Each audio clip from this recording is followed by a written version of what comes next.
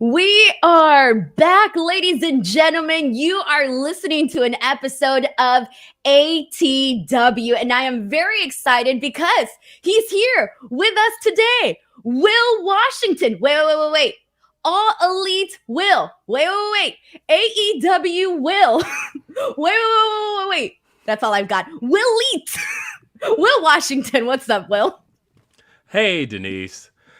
You know, I have missed that theme song. Like, genuinely, I actually have missed it. It was like a great part of my week. And I am genuinely happy to be here. I'm happy to be doing the show. I don't know. It was weird because I did this whole like goodbye to podcasting thing. And I did this countdown week. I left Grapsody and I did my goodbye to this show. And then, like, within the first 2 weeks of being at AEW, they're like, hey, when I host... It was 2 months. And then it was like, hey, when I host AEW Unrestricted, I'm like, yes. And so, I am still technically doing this every week with Aubrey Edwards over on AEW Unrestricted. But nonetheless, it's different here, right? Because, like, I don't know. For people who aren't aware, but I feel like if you follow either one of us, you're fairly aware that regardless of us doing this podcast, we've still remained fairly good friends. I think we talk more now than we did. Are we allowed? We were doing. People online are like really weird about it. I remember when you gave me a birthday present and people were like, why is Will giving Denise a birthday present? Oh, yeah. They were like, oh, buttering up the wrestling media. Here we go. I'm like, okay. Or people are just friends. Have you ever thought of that? Because like you and I, we went to the Mariah concert together, which that was a funny story because we missed so much of it. But oh my God, you need to tell that story, right? As soon as you're done, you need to tell that story. Okay, yeah. Either way, we did go to Mariah concert. Like the thing is, we're still really close. We still talk all the time. It turns out that friendships extend beyond professional wrestling. Who knew? And so, by the way, how's that Easy Bake Oven? And so I still haven't tried it, Will. That's okay. Because I have to get the mix in, so I have to actually do like I have to get like the little cupcake stuff and things to actually do it. So it's literally been sitting there in my kitchen since the moment I got it, waiting to be used. Don't worry, I'm going to use it. Not going to lie. I basically got it as a novelty because as it turns out, you have a real oven. You don't actually need to do that. But either way, I'm glad to be here. I'm glad that we're doing this show. And I would say that the last, 7 months, actually, it's almost 8 months. It's been 8 months since I started with All Elite Wrestling. It's, I don't feel like the same person from 8 months ago. Whenever people stop me at events, I say this all the time, that they'll say, hey, I miss you on Grapsy, I miss you on RBR, I miss you on After the Week, but it's great to see you here. And my response is always like, if I started doing those shows today, started them again, you would not get the same me that you got 8 months ago because I think just a lot of things have changed with me in 8 months, and a lot of my thought processes have changed in the best way. But either way, that's why we're here today. Because there's a lot to talk about. We got World's End coming up literally tomorrow night. Pay-per-view, live, Bleacher Report, and Thriller TV International. But there's so much to talk about, and I'm just excited to be here. This is fun. So but before we gotta talk about the wrestling, you got to share the Mariah Carey story. Oh, everyone here.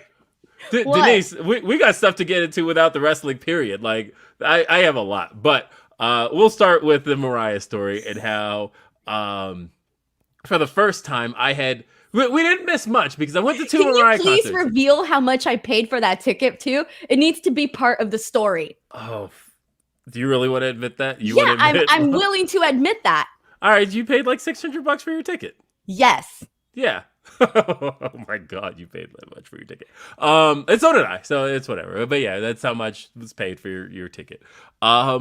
So we got there fairly late. I would say when we walked in, they were doing the Christmas cover of My All. It was the It was the choir cover of that. And so if you look at the set list, which you can find online, you'll probably find out how much of the concert we actually missed through the process of simply leaving late, trying to find parking. And we parked like so far away that we needed to Uber from our parking spot. Hollywood Bowl, ladies and gents. To the Hollywood Bowl. That's how far we ended up having to park. And like in hindsight, we probably should have just Ubered to begin with, but that would have been an expensive Uber. So regardless, we missed a lot of the show. But on the positive side, as Denise is not so much 40 minutes of the show, Will. We got there and we thought the show had just started. And we're like, we probably missed 2 songs because we thought the show started later. We get in there and everybody's like, where were you guys? And we're like, what are you talking about? We're not even that late. Oh, then it wasn't until the ends. Yeah. And we didn't know. We were like, I looked at you and I was like, Will, the concert's over? Oh, yeah. No, so we got to see the entire medley of hits because essentially we missed all the Christmas stuff. We saw her whole medley of hits and All I Want for Christmas Is You. That's what we got. And as you tend to not be a Christmas Mariah person, you didn't have to, because when I went and saw her later on, I was like, you know what? Hindsight, Denise didn't miss a whole lot. Like if you're a Christmas Mariah person, we missed a bunch. But if you wanted to skip all the Christmas stuff and get to just her hits, we didn't miss anything. So you have that going for it, unless you wanted to see her kids perform. Did you want to see her kids perform? Not really. I was there for Mariah, but I was just like the whole time I was like, God damn it. We missed half this concert. I spent this money on this ticket and I missed most of the Mariah Carey concert. And Will, it was all your fault. I blame you for that because you were like, oh yeah, Denise, the concert's going to start at this time. Look, the concert did not start at that time. Because night 1, she did start at that time. And then we went to the second night, and she started earlier. And then when I went to her 4th night, she started later again. And so it was like, I couldn't. Either way. I want to talk about something else, though, Denise, because this has been something I've been like waiting to talk about for the last week. You want to talk about friendship stuff? All right, here we go. I'm about to get roasted. I could feel it already. Okay, so I want to take people back to the final regular episode of After the Week with Will and Denise. Because there was a discussion that was had on that episode that somehow 8 months later found itself relevant. Let's play that clip, shall we? Producer, can we get that clip? IDR if non-wrestlers get the All Elite, but I'm gonna pop when you get yours, Will. You deserve it, bro. Says Black Macro Kid. Kid. Macro. God damn it. Oh, I hate it. You guys need to come up with easier names to read. It's because, well, first of all, my vision's not great, by the way. So I'm looking, for some reason, Will, I don't know how you feel when you're like reading people's, super chats. Do you read them when they're on the screen to the front of you, or do you read them to the side? Because I have this, my thing is I read them on the side instead of on the big screen. And so I struggle with my vision. Do you need glasses, Denise? Because no. The way you're why are you so offended by this? Are we going glasses? No. But Denise, if this is a necessity. No, I don't care if it's a necessity. When I was a kid, Will, they sent my mom a freaking letter that said I needed glasses. You know what I freaking did? I tore it up. I fucking tore that shit up, threw it away. My mom never found out. To this day, she does not know that they sent me a letter saying that I needed glasses. Glasses do not go on this face, okay? Like, do you like, okay, because I have like a really round face and like chunky cheeks, like I look like a Cabbage Patch. Can you imagine adding glasses to that? I hate you, Will. I hate Denise, you. I would like to update people on this situation. Because Denise Salcedo decided to... What possessed you to actually go get an eye exam, by the way? The universe kept showing me eye commercials. And I was like, the universe is trying to tell me something. Mm-hmm. And what did your eye exam determine, Denise? Well, first of all, I learned that I should have probably gone to you because you explained the entire eye exam. And they did 3 tests. And they basically determined that this eye here is fucked up. And from far away. Which is what you were saying back on that clip, by the way. You knew that. From far away, if I cover this eye, everything here is blurry. For example, I'm seeing blurry right now from far away. Like I can't read the super chats from here or the comments from here. And so I got the glasses. Denise got glasses, folks. I promised I wouldn't show them to the world. You did me dirty, though. But I did. You were begging for a photo, and I said, "No, Will, you're not going to get a photo." And this MFer, Will, you freaking FaceTimed me. I did, and I screenshotted, and it's now your contact photo in my phone. Denise Salcedo with glasses because she has to wear them. And you know what? As I suspected, folks, they look fine. They look perfectly normal. They look like any person you'd see on Earth who has to wear glasses. But Denise is officially part. She brought them on! Yes! I'm only doing this for a second, Will, and it's no. Everybody, let her know. Does she not look perfectly normal with these glasses? I think they look great. I look like a nerd. No, you look like Denise wearing glasses. This is fine. I did tell you that you needed anti-reflective on those lenses. Yeah, I didn't even look. You can see that. Yeah, I told you that you needed that. But look, everybody's saying Denise looks great. Denise looks gorgeous. They look great. You look perfectly fine with glasses. But regardless, I knew it. And that was the update from this discussion. Denise Salcedo, officially an eyeglass wearer. And she's one of those people right now, and those of you with glasses know what this conversation, either you were this person or you know somebody who was this person. But she's like, oh, I'm not going to wear them all the time. I'm just going to wear them for this, just going to wear them for that. And then one day, it's going to become entirely too comfortable for her, and she's going to keep wearing them until next thing you know, Denise Salcedo is just a permanent glasses wearer. Well, I cried over this, okay? I was in a serious depression. When you called me, I was so depressed about it. Like, I just sat there on the couch and I was like, my life is over. That was it. This was a real thing that happened. I FaceTimed her the moment she texted me that she got them. I'm like, oh no, we're not. She's not getting away from me on this. And yeah, you have glasses. Folks, you see this, you know this. It's fine. She's fine. Denise Salcedo, eyeglass wearer. So, Will. Sorry, I'm being bothered by my cat right now, by the way, who's just decided that this is... Wanted to make an AEW. Yeah, my lap was the place to be right now. Oh, and by the way, sorry, folks, I know you saw in the clip that I used to have the arcade going. Turns out the backlight went out on the screen, and I literally just ordered a brand new screen for it, like 20 minutes ago, like right before the show started, so no arcade going. That's not a thing at the moment. All right. Anyway, what were you going to say? Yeah, I'm gonna start asking you hard questions. Just kidding. All right, Will.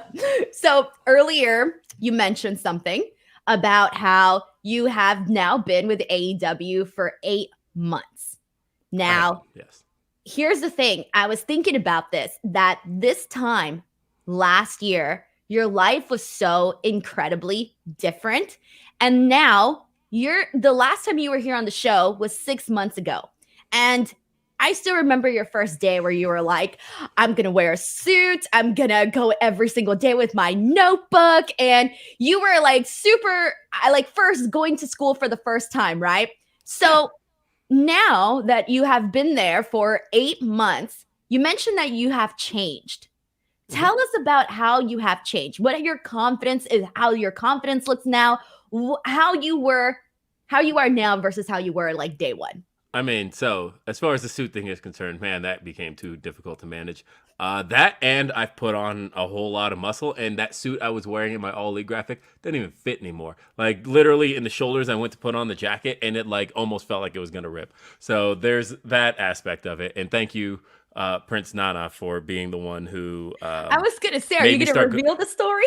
It made me start going to the gym. No, I'm not going to fully reveal that story, but that's the reason I started putting on muscle was my buddy Prince Nana.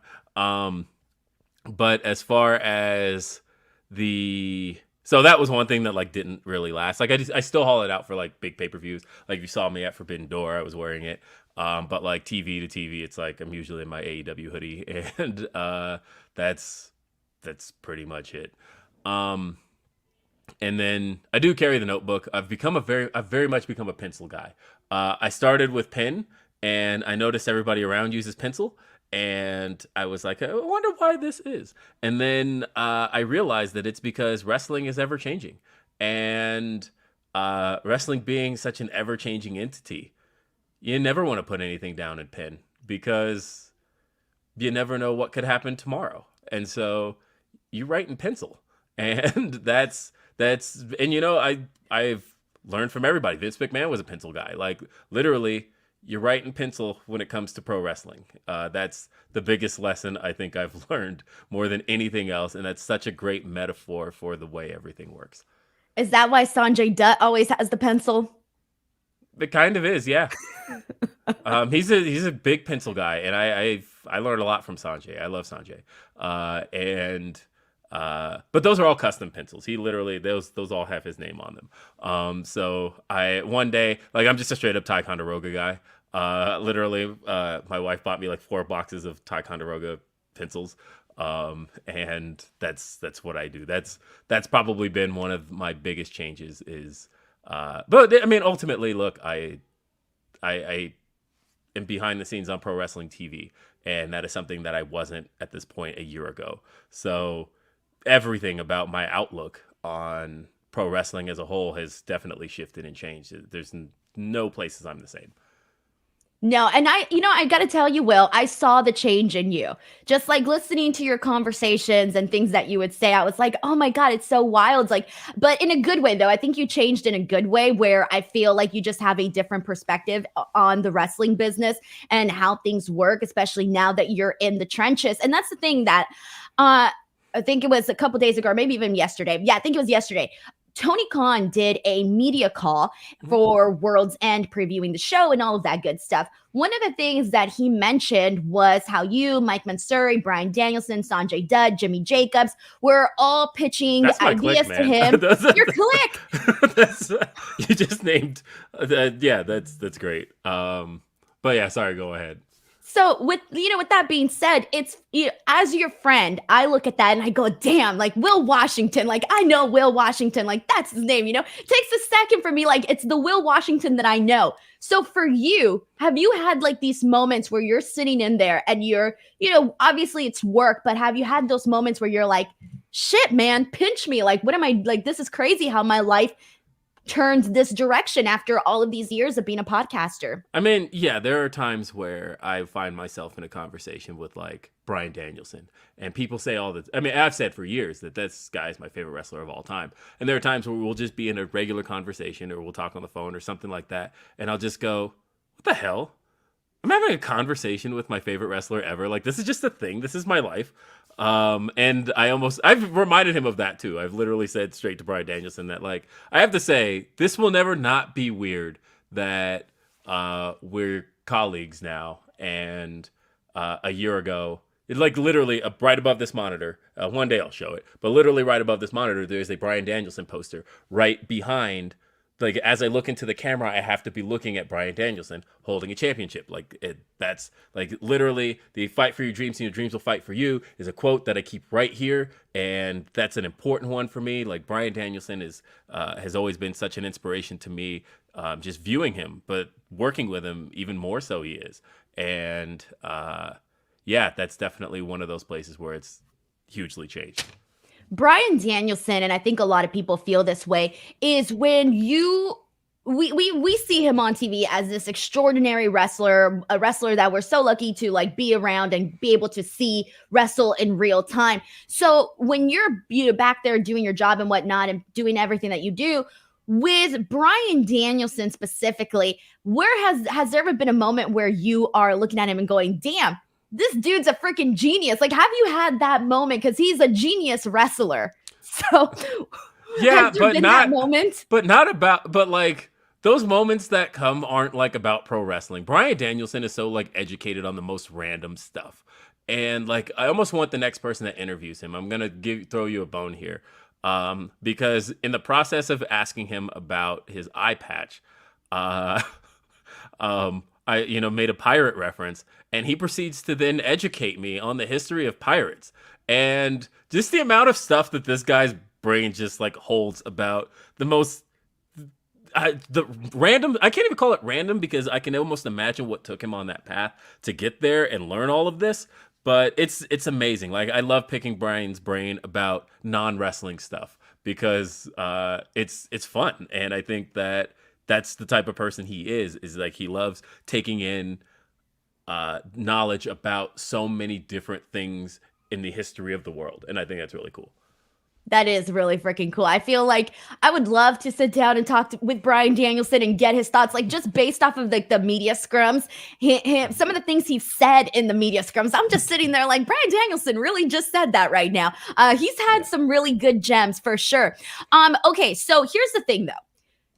In pro wrestling, on social media, on Twitter, here in the YouTube chat, like literally everywhere, fans love, love, love, including myself, to pitch ideas, to come up with creative, to come up with things, how things should be booked, how things shouldn't be booked. It's stuff like that. Mm-hmm. So we know that not everybody has great ideas. I've had some really shitty ideas. So with that being said, Will, when you're in a position of creative, what's your process? Because for you, like, let's say you come up with an idea. How do you know? How do you trust yourself that it's a good idea? And how do you run with it? So, like, what's your creative process? I mean, it's hard to know that anything's going to be a good idea. Because, as Jimmy Jacobs likes to say, nothing has happened until it's happened. And even still, even when it's happened, you can anticipate that the crowd reaction is going to go one way and it goes a completely different direction. And all of a sudden you're like, okay, I've got to pivot on this. And so, for me, it helps me to have a plan A, B, and C when it comes to like certain ideas that I'm working with. And, there have been examples of things that, I thought I was attached to, and then I watched kind of the way it played out, and I was like, okay, this needs to pivot just a little bit. But because I think fan reactions tend to be fairly, at least for me, easy to anticipate, but at the same time, you can be completely thrown for a loop on anything in pro wrestling, and that's been a big part of the learning process for me, is not staying attached to anything, because anything can change. The thing about pro wrestling, again, it's not like any other form of fictional entertainment where you film an entire season and you throw it out there and you just hope that it's all going to be received well. Like, we're changing week to week to week, right? Because and that's not to say the process changes. A lot of the times, our creative does stay exactly the way it was going to go. But for the most part, you run into those situations where, because we're literally live every single week, anything can happen in that process. And that's the fluidity of professional wrestling. And that was one of the first lessons I had to learn. And but it was one of my favorite lessons. And I think at this point, I very much just enjoy the creative process. I enjoy being a part of it. I enjoy those conversations with everybody. And then just getting to have conversations with the talent as well, and kind of figuring out what they see, what we as a company see, and then kind of figuring out what that middle ground actually is and how to proceed with that on TV. See, I love that, because just like even before you got this job, I always felt that you just had this like different mind when it came to pro wrestling. So I remember like the first thing I said when you got hired, I was like, this dude was freaking meant for this job, just based off of like knowing you and hearing your thoughts on certain things. So I think you have a really good instinct when it comes to what you think might be cool, what you think might work. And one of the things that you mentioned was crowd reactions. And that is like so key, so pivotal. But when you're coming in and you're the new kid on the block, right? When you come in and you're the new person, for you, when did you finally start feeling more comfortable and confident in yourself to be like, all right, this is exactly like something that I want to make sure I throw out there in the creative meeting, so that, because sometimes I know that when you're new, you might doubt yourself. Oh yeah, no, are you kidding me? There was a very long learning period for me where I was like, that imposter syndrome is definitely setting in. And it's even worse when I'm like, oh, I came from the complete other side. I came from the wrestling media side. Like, do I belong here? Should I be here?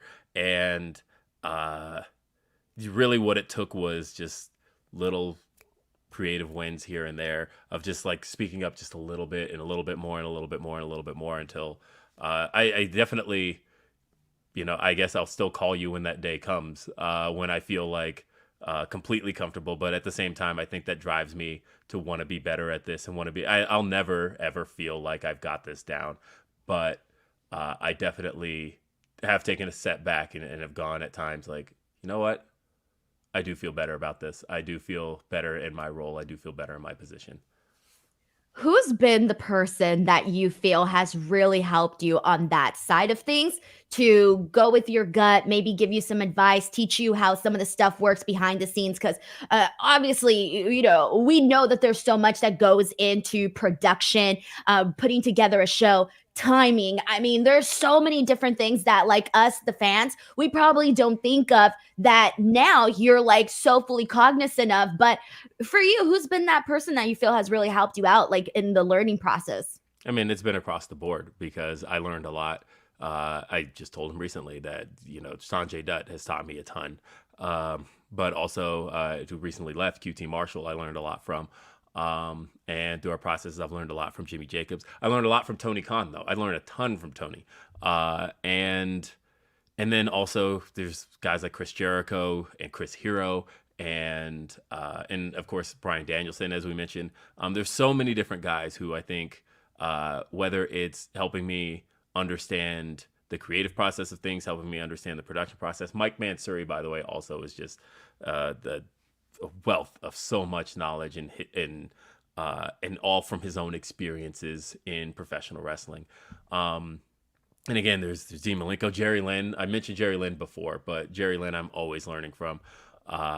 And it's, again, like I said, there's so much knowledge in AEW, and I try to just take a little bit from everybody, from every side of things when it comes to learning the production side of things, learning the creative side of things, learning the in-ring side of things. Not that I'm talking about taking any bumps anytime soon, but at the same time, just learning the process of it because, I recognize that there's a unique perspective that I offered in coming to AEW. But at the same time, I wanted to combine that perspective with the knowledge of the creation of it. And I never want to stop learning. Like when it comes to anything I do, I never want to stop learning. And this has been an incredible learning experience through it all. And yeah, it's been something that I think, again, like I said, there's always going to be that imposter syndrome that's like, okay, I beat myself up about a lot, but at the same time, it's like watching where I've come so far, I feel pretty good about a lot of it. That's awesome. I think the key thing to that was like getting little wins here and there, creative wins here and there, where it really starts to, click with you and kind of like boost your confidence. Because in this type of role, I feel like you've got to be really confident. You've got to obviously know the product very well, know the history of AEW, which you do. So that's something that's very cool. Yeah, and there are times where I feel like I'm always good for that kind of stuff, right? If it's like I remember back for Dynamite 200, we had that history of AEW or history of Dynamite video package we did that showed 4 years worth of Dynamite moments, 200 episodes worth. Yeah, obviously, like I guess peeling back a little bit. If there's a brain that can be relied on to remember all of those moments and pull them up and make sure that we get all of the best moments from AEW's history. But beyond that, it's terrifying, actually. It's very terrifying. Yeah. But at the same time, it's like, hey, I feel useful. Are you kidding me? This is great. So that's that kind of stuff where like that kind of thing will come in handy. And then it's little things like getting to use it creatively and things like that. It's always great. So before we get to the super chats, I have a couple more questions that I want to ask you. So Will, you mentioned earlier kind of working with different talents, getting to see talent grow. And now that you've been there for 8 months, you've seen a lot of talent go from where they were at to where they're at now. So with that being said, who are some of the names that you're just like really proud of now that you've seen the behind the scenes of their growth in AEW? Sky Blue is probably the person I just I watch, and watching her grow into the role she's growing into, I think is really, really cool. You did an interview, by the way, with Claudio, or that just dropped today, Just and I dropped. It's watched up it. right now. Yeah, yeah, and you guys had you mentioned having the same source I was on gonna a say, I certain, wonder who that person is. yeah, having the certain same source on that point that Claudio had the most matches in AEW slash ROH. But the forgotten part of that is that he has the most for any male. Overall, the person who had the most matches between AEW and Ring of Honor is Sky Blue. She worked more than anybody across AEW in 2023. She wrestled, I believe she's at 67 matches for the year.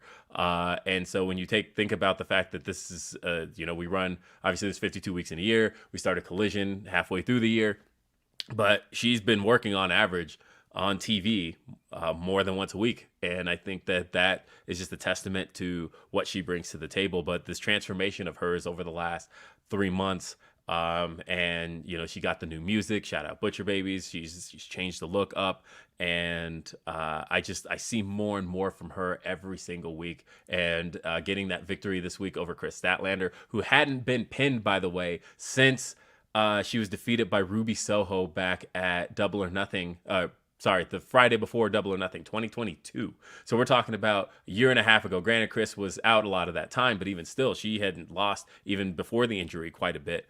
And so for Sky to pick up that victory, just watching her growth over the last 3 months, I think has been just incredibly awesome. That's so cool. I love that. And she's getting, so popular with the people. I think she's definitely going to have a wonderful 2024. So I'm excited to see that. So we were talking about you and your brain and all of these things that you remember, Will. It's so great. And you got your 2020 vision. It's so wonderful. Will, here we go. Straight to you. I want your top 5 favorite AEW matches of this year. Oh, you cheated. I thought it was going to be 3. Okay. Okay, fine. Give me 3. 5? No, I can give you 5. Okay, fine. Give me 5. Okay, in order or not in any particular order? Okay, it's up to you. However you want to do it. I want to do this from the time I started, because I feel like my perspective from prior to May is a little bit different. But from the time I started, Kenny Omega and Will Ospreay from Forbidden Door 2. I think, I actually went out into the crowd to watch that, and I couldn't sit still. It was just really, really special professional wrestling. I'm going to say Texas Death, Swerve Strickland versus Hangman Adam Page, I think is one of the most uniquely violent matches in the history of professional wrestling. And it was also an engrossing match that called upon so much of the story that was built up until that point. And it's just watching it from the vantage point I was watching it at, I can't believe they did some of what they did, and Swerve literally stapling himself. Oh my God. What was your reaction to the blood in the mouth spot? Insanity.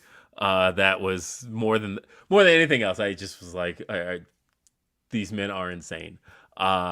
Then we've got the strap match between Bryan Danielson and Ricky Starks. I think that match at All Out 2023, all together, I think that was one of my favorite shows, period. But for those two to do what they did in that match, for Bryan to essentially be, he talked about it in the later in the scrum, he talked about essentially it being a lot of smoke and mirrors, but like, who cares? So if you were telling an incredible story with incredible action, and even talking with Aubrey about it, who was the ref in that match, and getting to be up close and personal with it, oh my God, that was just an amazing piece of storytelling. It was an amazing piece of performance art. I thought what Ricky Starks and Bryan Danielson did that night with the strap was beautiful pro wrestling. Those are at least 3 I'd like to name, but there's always more. I would like to jump because technically I work for two companies. I do work for All Elite Wrestling and for Ring of Honor. And over on the Ring of Honor side, the main event of Death Before Dishonor between Willow Nightingale and the Ring of Honor Women's World Champion Athena, I think was a groundbreaking main event. I went out there and I watched it in person, and that was in Trenton, New Jersey. I went out there and I watched it in person, and to see those two tear the house down in that main event, and to see the people behind Willow the way they were, and just how intense that action got between the two of them. I thought they told a great story. I thought they had the crowd on their feet. I thought that the action was everything it needed to be. And watching Athena time and time again shut down the hopes and dreams of fans is quite a thing of beauty. That one has to be mentioned. And finally, I am going to go with, okay, I want to be fair here because there's so many other matches I can mention, but I'm actually going to jump over to AEW Rampage from the Continental Classic Blue League. And I'm going to say Bryan Danielson versus Daniel Garcia. I told Garcia when he came through the curtain that was honestly the best match I had seen him have in his whole career. But those two, that was professional wrestling. That was so good. It was everything I love about professional wrestling. It was the drama, the storytelling, the action, the intensity, the near falls, all of it. I like literally knowing who was going to win for like half a second. I actually bit on a falsie. I literally was like, "Oh, did they lie to me or something?" And then I was like, "No, that's that wouldn't happen here." But for a moment, I was so sucked into that match that I bit on one of the false finishes, and those two just did such an amazing job with that match. I mean, the whole Continental Classic, I think, is some of the best stuff we've ever done. But that particular match really stood out to me as one of the ones. A lot of good stuff, man, in that Continental Classic. Reg, you know Reg. For the first thing he's okay. Yeah, you've heard of that guy. So he had said that literally Bryan Danielson versus like anybody in that tournament. And I'm like, yeah, he's right. When it comes down to it, Bryan Danielson versus everybody is literally what has been phenomenal in that tournament. But there's also been so many other guys, like you mentioned, Daniel Garcia, that really got over with that. When he got that one win, everybody popped so freaking huge for that. It was very good. Yes. Yes, that was incredible. Will, we got a couple of super chats here that I want to go ahead and get into. Let's see what we got here. This is from Crazy 101 who says, "Glad to have Will back. Thanks for Swerve versus Lee." Thank Tony. He is the booker of the show. Chad 722 says, "Will, is Denise the devil? Happy New Year's, guys." Yes, but not the one under the mask. Damn, Will Savage. Amir F says, "Denise got a water bottle. You know it right here." Heel Hammer sends in a super chat saying coleslaw. And we got Glassdoor Gamer who says, "I love the Swerve Hangman storyline." Will, how'd you feel, man, getting to see all of the buzz that came off of that feud specifically for Swerve Strickland? Great. I think it was a uniquely told story. And I thought that even though only one guy won, I feel like it really helped. Like, I think it put Swerve on the path he's on now. Tony talked about this yesterday, that the rise of Swerve Strickland over this last 6 months has felt really organic, and it feels like the fans are getting more and more and more into him. And for him to take 2 straight victories over a former AEW World Champion, but at the same time, they weren't exactly the cleanest of victories, and I feel like Hangman didn't necessarily lose anything in that story. And so, yeah, I thought it was incredible TV. It definitely was my favorite feud of the year for AEW 2023. We got Deontay Swangier here who says, just wanted to say I'm so excited about World's End, and I'm so excited to see two of my most favorite people in the world. You two motivate me a lot, and I'm glad you're both killing it. All love, guys. AEW World's End. I want to touch on that, of course. My first question in regards to that, Will, when you look at this card, because it is a massive freaking card, what are some of the matches that you're just like, all right, baby, let's go. Can't wait to see this. I mean, Denise, I don't know if you know this, but I work for All Elite Wrestling. So therefore, I am always in promotion mode. So the answer is going to be all of them, baby. This is going to be quite the card. I mean, when you look at the entirety of this card, we've got, and I'm going to go over all these matches here, Denise Salcedo. So go for it, man. Let's freaking go, because we have got a 20-man battle royal for a future AEW TNT Championship match. Anytime, anywhere.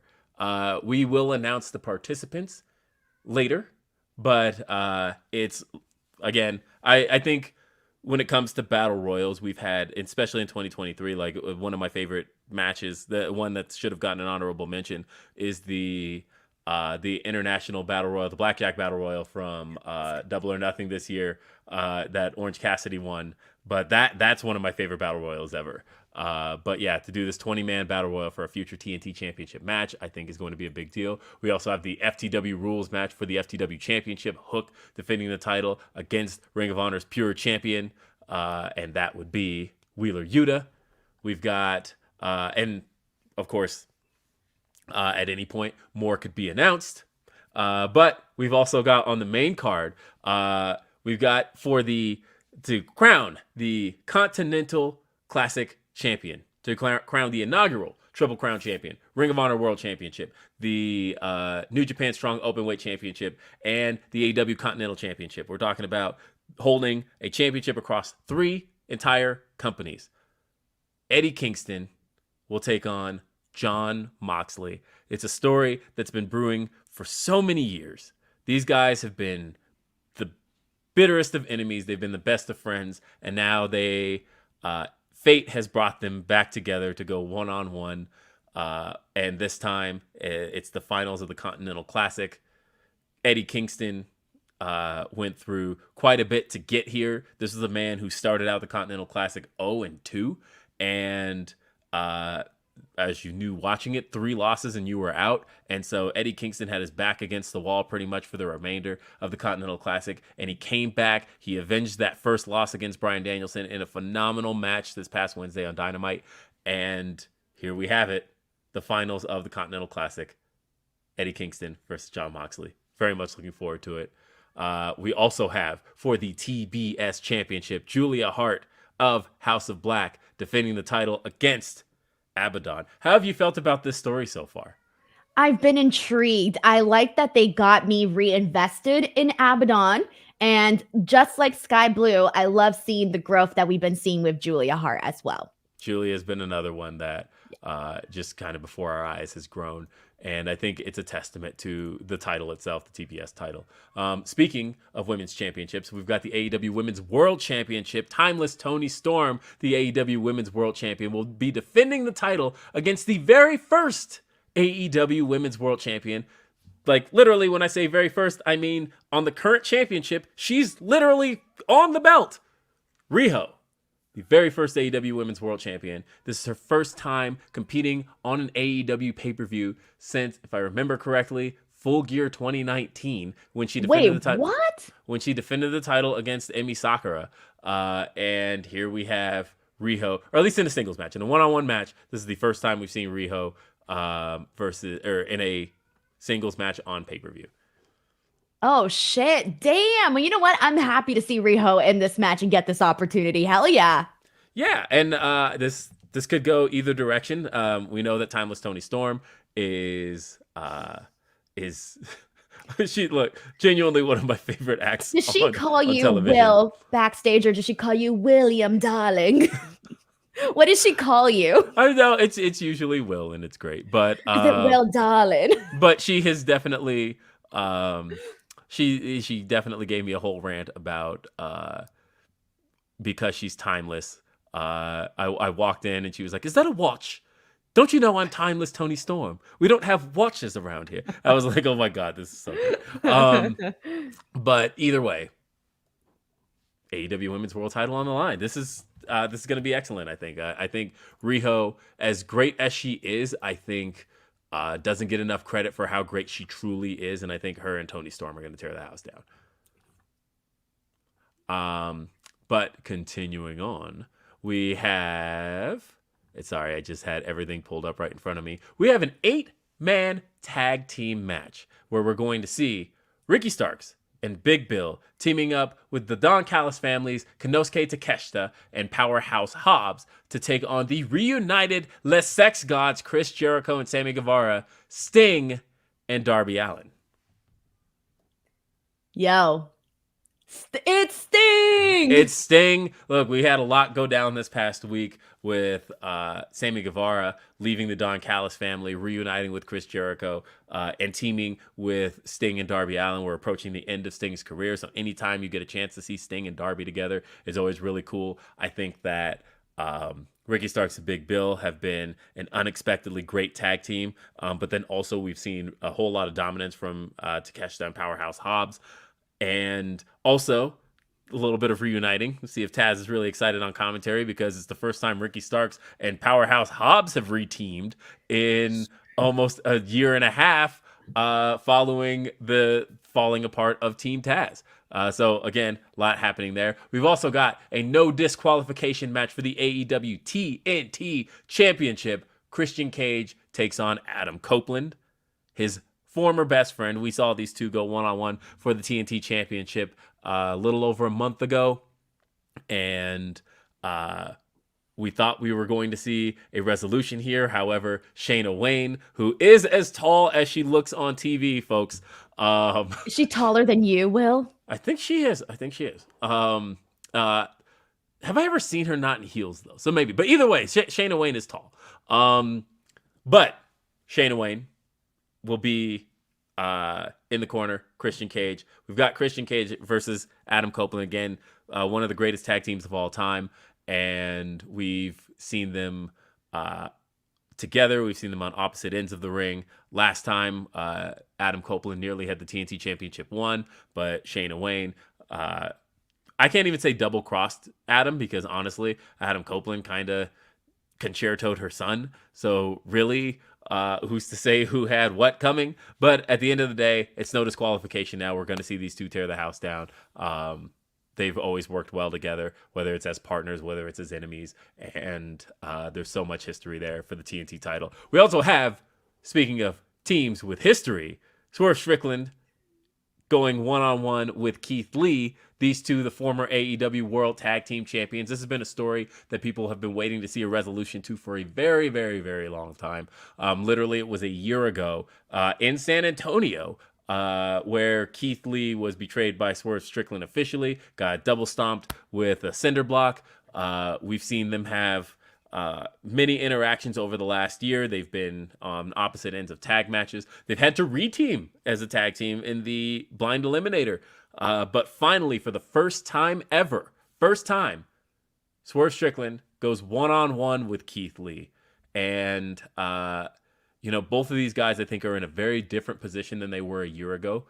And to see they're in a very different position than they were as tag team partners as well. And to see the growth that they've both had and to see where they've both ended up here. And, the fact that since really the start of Collision, we really haven't even seen these two face to face. We haven't seen them on the same screen. And there's a little part of me that's really excited to see these two finally face to face in the ring together after all this time, one-on-one at World's End. Swerve Strickland went on a phenomenal run in the Continental Classic. It's unfortunate for him that it ended the way it did, where he didn't even get pinned. And he could have some frustrations to take on Keith Lee. But at the same time, Keith Lee has been targeting him for the last month and a half on Collision. He has been calling him out. And for quite some time, we thought he was talking about Shane Taylor. But once he defeated Shane Taylor, it was very clear that he had a different him in mind. And for that to be Swerve Strickland, for them to finally be going one-on-one, I think is also really cool. We've also got Miro going one-on-one with Andrade El Idolo. Andrade El Idolo, of course, being managed by Miro's wife, CJ Perry. And, that one's really interesting here because anybody who has been tied to CJ has really felt the wrath of Miro, except for Andrade. Andrade went through a phenomenal run through the Continental Classic. Honestly, it came down to a tiebreaker. It was him and Eddie Kingston who both ended up with 9 points, but because Eddie Kingston defeated Andrade, Eddie Kingston had the tiebreaker. But he has shown that CJ has a lot to offer as a manager, and for Miro to now have Andrade in his sights, will he see the same fate that a lot of people who have interacted with CJ have had, or will Andrade continue his momentum? So I don't know. I'm excited for that one. We've got the 8-man tag. Speaking of the Continental Classic, pretty much all the remaining people from the Continental Classic are now in this 8-man tag match. We're going to see Claudio Castagnoli. We're going to see Bryan Danielson. We're going to see Mark Briscoe from the Gold League teaming with Blue League's Daniel Garcia to take on Brody King, who is in the Blue League, Jay White, Jay Lethal, and Roosh, who are in the Gold League. And all of these guys, I think, should tip their hat to just standing ovation for these guys for what they were able to accomplish in the Continental Classic. And even though they're not in the final, I think they all proved a lot. And to do kind of this all-star match that has all of the Continental Classic guys in it who aren't in other matches, like Miro versus Andrade and Swerve versus Keith Lee, I think this was a great idea and a great way to showcase again what the Continental Classic brought to the table. But the granddaddy of them all, the AEW World Championship on the line. MJF, the longest reigning AEW World Champion of all time, is going one-on-one with the King of Television, Samoa Joe. Joe revealing this past Wednesday that he's been in cahoots with the devil. And it's almost like, if you look back, oh my God, he has been this entire time, hasn't he? Because Samoa Joe, of course, costing MJF the Ring of Honor World Tag Team Championships against the Devil's Masked Men, and then Samoa Joe revealing himself. So Samoa Joe, sorry, did I say Samoa Joe cost him that? That's not actually what happened. But actually, because it was the third guy. It was the third masked man with the lead pipe that struck MJF. MJF got hit with a heat seeker, and then Samoa Joe came out and cracked that chair over MJF, who was already walking into this match, as he's mentioned, with a bad shoulder, as you saw at the beginning of the match. We're in MJF's hometown, Long Island, New York. MJF has talked about wanting to perform on this stage, Nassau Coliseum. It's an arena that he grew up going to. And he's walking in as the longest reigning AEW World Champion, but his title has never been in more jeopardy than it is right now. Tomorrow night, Samoa Joe could walk away as the new AEW World Champion, but also we have the devil looming. And there's so many aspects to what's going on right now. I feel like the outcome of this match has never been in more doubt, because on one end, you can very much see this being the end of the world for MJF, but at the same time, we're in his hometown, and this is a big, big night for MJF. So I'm looking forward to this. It's World's End. It's our first pay-per-view in New York. You can see it tomorrow on pay-per-view, traditional pay-per-view. It's on Bleacher Report. If you're watching internationally, it's on the former Fight TV. You have to check it out. I got to tell you, I'm very excited for a lot of these matches. Of course, like, you're mentioning getting to see the Blackpool Combat Club and all of the guys that were in the Continental Classic in that 8-man. I'm so excited for that, man. I think that's when that was announced, yesterday? I was like, oh, shoot. Like, this was such a good way to kind of round things out for the guys that almost made it to the actual finals. We have a super chat here from Hunter Tillman who says, all elite will. So good to see the dynamic duo back reunited. That intro shed a tear, just sending love and very proud of your success. Most favorite part about working with AEW so far. Happy New Year. Um, I mean, it's kind of a cliche answer, but I find myself looking forward to things like every single week. I think that I get excited. Like I'm boarding a plane in less than 12 hours to be at World's End, and literally I've only been home less than a day from Dynamite. In Orlando this past week, which shout out Orlando, phenomenal crowd in Orlando this week. They were so loud and so rowdy for literally everything. But San Antonio was great last week too. You guys with the 2 signs in the second row, the first and second row, honestly made the show. I'm always happy with every crowd, but these last couple of weeks have been really, really good. Johnny wants to know when you're releasing your book from YouTube to AEW. I would like to read that. It would go from podcast. I would say it's like from iTunes to YouTube to AEW. Freaking iTunes. Yeah. Or even like, because my podcasting run predated Apple having podcasts. It was actually before that. It was podcast.net. Don't go to that site. I don't know what's there now, but that's so I don't endorse whatever that is. Jose Palomaro says, welcome back, Will. Did you have any tamales this holiday week? Which flavors are your favorite? I'm guessing this is a reference to things happening on your channel, Denise. Yeah, there's a bunch of stuff happening on this channel. But Will, you have had tamales though, right? Of course I have. Oh, thank God. I was like about to start questioning this friendship. Do you have any favorites? No, I'm not particularly picky about them, but I do love them. I thought it was funny. I was watching you the other day and somebody asked you about the husk and you didn't know that was the name of it. And I thought that was funny. Yeah, I didn't actually. I didn't know that. Matt Reichel says, welcome back, Will. Miss Nuggets Hoops Talk. So pumped for John versus Eddie and the progression of the Devil storyline. Well, if you missed Nuggets Hoops Talk, let me tell you, Matt, the Denver Nuggets last night beat the Memphis Grizzlies by 30-something points. Jokic had a triple-double and didn't miss a shot. 11 for 11. This man will go down as one of the greatest centers in the history of the game. Yeah, it's been a good time. Yeah, that just went over my head. Do you know what else goes over your head? Championship banners, because the Denver Nuggets are your reigning and defending NBA World Champions, baby. It's really Brian says, Wednesday was my first live AEW show. Seeing Eddie was right up there with seeing Becky win the NXT title. Come back to Orlando soon. Love you both. Hey, I'm glad you had a great time.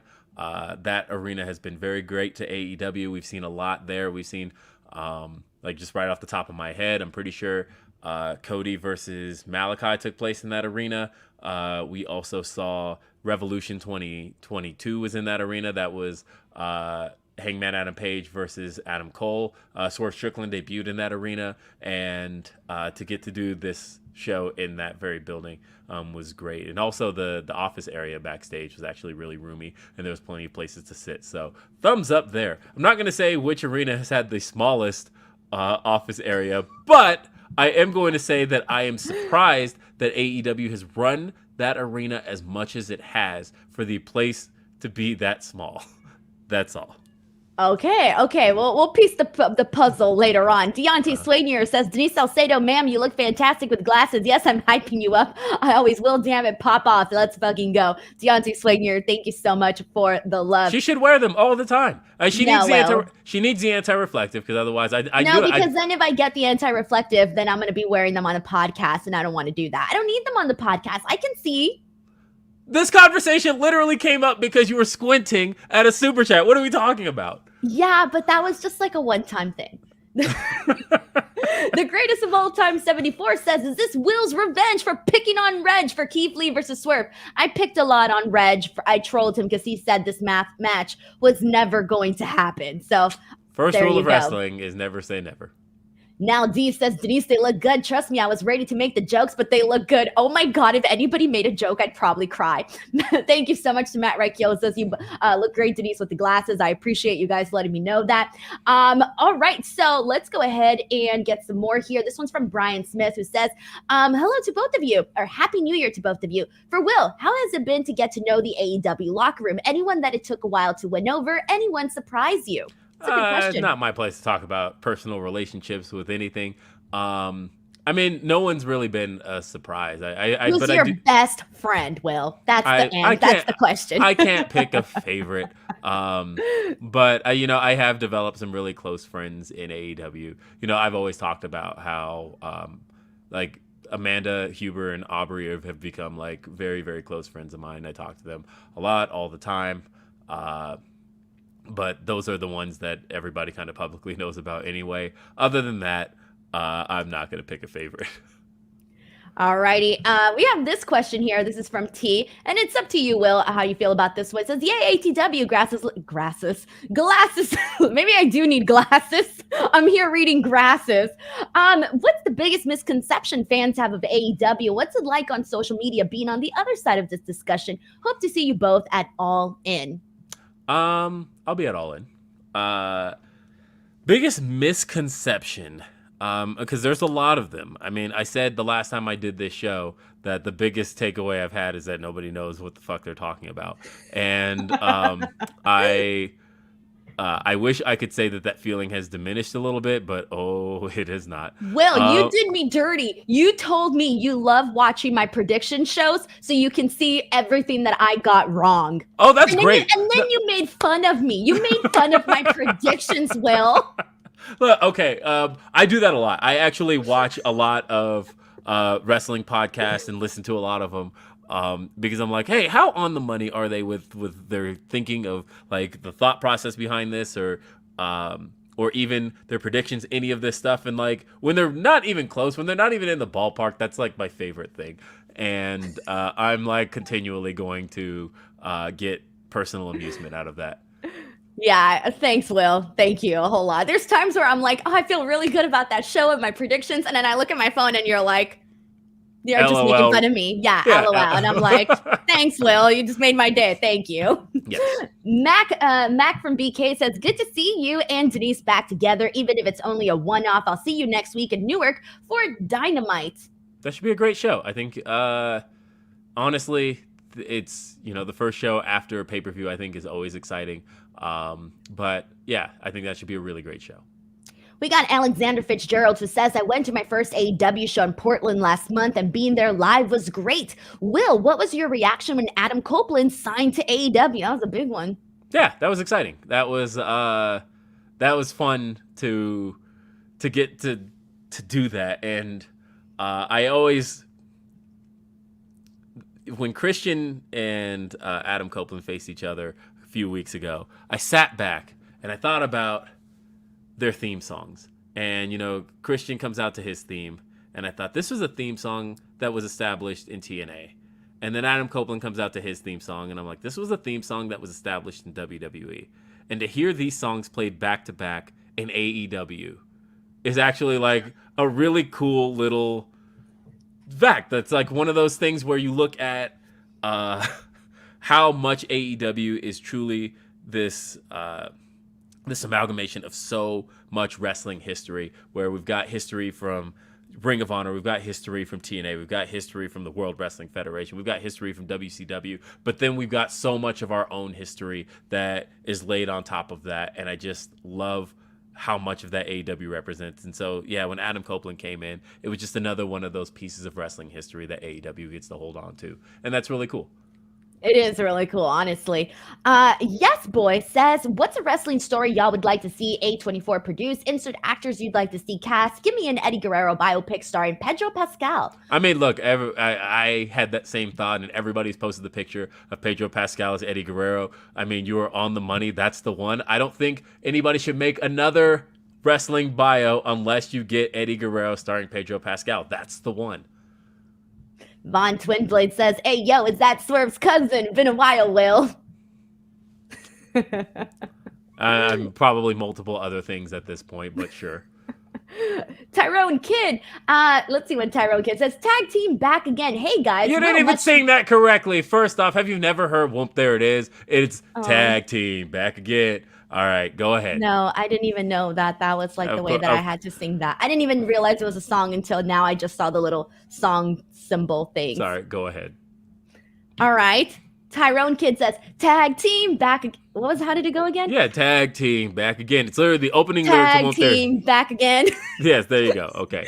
Hey guys, Will, much love and respect for your journey, bruh. Just don't go in the gym too hard. We already got one big swole. Yeah, I can't help that. Although I've been sick the last week, so I actually haven't been to the gym at all in the last. Yeah, it's been a week now. So I'm hoping to get back in Sunday, I think I will find the time, assuming all goes well with my travel home from Long Island. MVF says, Will, big fan. Been hearing Restore the Feeling a lot lately. Curious what that means to you when you hear that. Look, I've been a fan of AEW since day one, and I know this product in and out. I've seen every episode of Dark. I've seen every episode of Dark Elevation. I've seen every Dynamite, Rampage, Collision. I've seen, like, even when I work on the shows, I still come home on Thursdays and rewatch the show as a fan. And I said all that to say that, to me, when you talk about the feeling, there's that feeling of what AEW brought to the table from day one. It was this different, it was a different feeling show than anything else on television. And every single time you can get AEW TV to feel like that again, that to me is restoring the feeling. And I get that. And I think that the Continental Classic, for example, was one of the best examples of that. I think that when you had, an entire sports-based presentation through the entirety of that, through the entirety of the tournament. We did it round robin style. We had the point system, but then we had these incredible matches that had no interference, that had kind of straight up clean finishes, and then on top of that, we were also able to have these incredible promos. I think the promos should be what a lot of people got out of these, and we were able to tell some great stories with it too. And that to me felt like at its core what AEW has always brought to the table, which is something unique to professional wrestling. And to me, anytime we can give people a piece of AEW that you can't get anywhere else, that to me is restoring the feeling. Yep, I love that. Really great explanation there. Delayed Grad says, Will, if a water bottle has no water, is it A, waterless, B, zero water, C, empty, or D, it's C? I mean, yeah, what kind of question is this? This is C, it's empty. What? I'm guessing this is another thing from your channel where you said something silly and people made fun of you for it. Yep. Yeah, I forgot the word for empty water bottle. And I was like, you know how Action Andretti did the thing with the gulp and then he smashed the water bottle? Yeah. Well, I tried it, but I tried it on the podcast last Wednesday, but I asked Reg and the viewers, I was like, was that water bottle with water or was it waterless? You mean empty? Yeah, but I forgot empty. Waterless was just the first thing that came to my mind. Okay. Empty was just not in there. So there you go. Thank you so much to Delayed Grats for that as well. Alrighty. And last one here. Van Twinblade says that they're going to be he's just saying that he's going to be at Glory Pro. Yeah, Glory Pro. He's going to be at Glory Pro and brings up Warhorse and Jake something. And that sounds pretty cool, man. Sounds awesome, Van Twinblade. I hope you have an awesome time. Will, we're rounding out the year. We're going into 2024. We're all talking about it. Brand new you, brand new year. What's new year, new you? That's the whole thing. Will, what's the goal? What's the goal for 2024? What's the dream? What's the bucket list? What is it? I can't answer that, Denise, because if you for you personally, no, I can't answer that. And the reason I can't answer that is because if you had asked me at the end of 2022, what is your goal for 2023? Working for a professional wrestling company and helping create live wrestling television was not on that list. That wasn't something that I was ever planning on being or doing or even being good at. And if I may toot my horn just a little bit, I think I am pretty good at my job. And I know there's going to be the trolls who are going to try to remind me that I'm not. And to that I say, but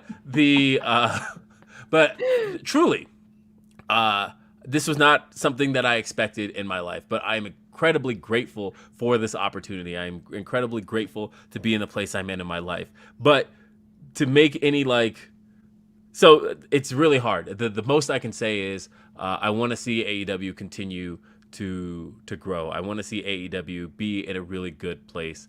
And I think that when I look at the forecast for 2024 and how much is on the table for 2024, I genuinely, and I mean this from the bottom of my heart, I genuinely feel good. And so I say all this to say that, thank you to everybody who supported me on this journey of mine over these last 8 months. And a genuine thank you. I tell him all the time, but I'm still going to say a thank you to Tony Khan, because without him, this opportunity wouldn't exist. And World's End certainly wouldn't be happening, which is going to be happening tomorrow night, Nassau Coliseum. Tickets still available, AEWTix.com, and also available on pay-per-view, traditional pay-per-view, and it's on Bleacher Report. Come watch the show. See the show. It's going to be amazing. It's going to be a good time.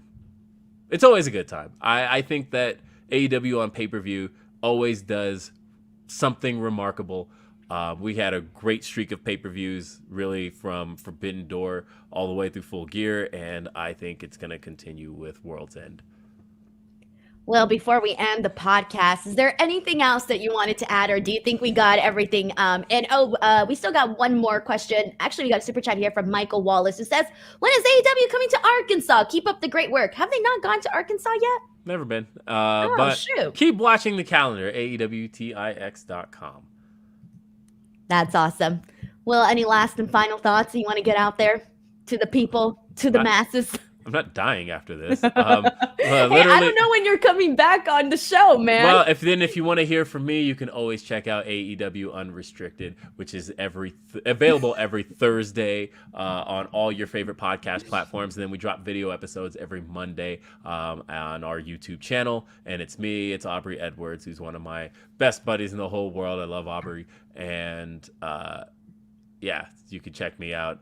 So you don't get any shortage of me here. I literally am sitting in this exact spot every week on AEW Unrestricted, but we get to interview some talent. We've got some cool guests coming up. We actually have an episode with, that's in a few weeks, but we'll be talking with Scott Taylor, who recently, as people know who were at the Orlando show, got to make his return to the ring, and he got a great pop. The audience all knowing the worm, it was all so great. I felt so good watching good old Scotty get to do all of that again. And that's it. That's awesome. Well, Will, I hope to have you back here on the show pretty soon.